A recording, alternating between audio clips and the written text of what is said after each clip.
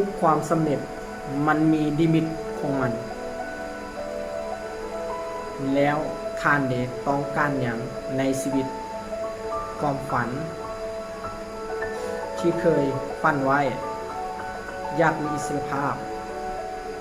แล้วท่านได้ลงมือทำแล้วเฮ็ดให้มันคู่ควรได้บ่ท่านจะบ่ได้ในสิ่งที่ท่านต้องการแต่ท่านจะได้ในสิ่งที่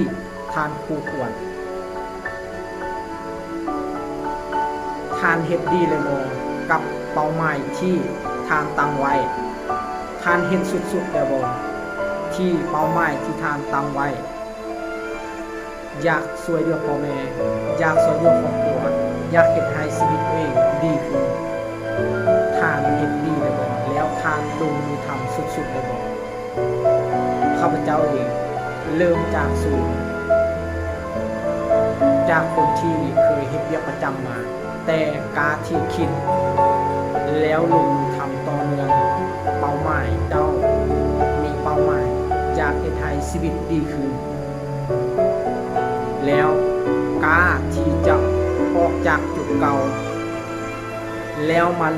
ลองเฮ็ดสิ่งใหม่ๆที่ตัวเองบ่เคยเฮ็ดมาก่อนเลย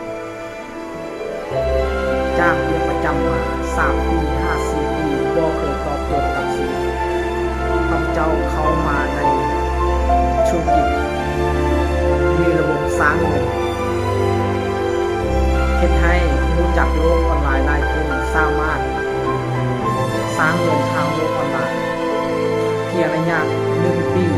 สามารถเฮ็ดให้ชีวิตดีขึ้นกว่าเก่าความคิดก็เปลี่ยนจิตใจภายนอกภายในก็เปลี่ยนที่อยากช่วยเหลือคนแล้วทานเฮ็ดดีแล้วบ่ที่ทานต้องการในชีวิต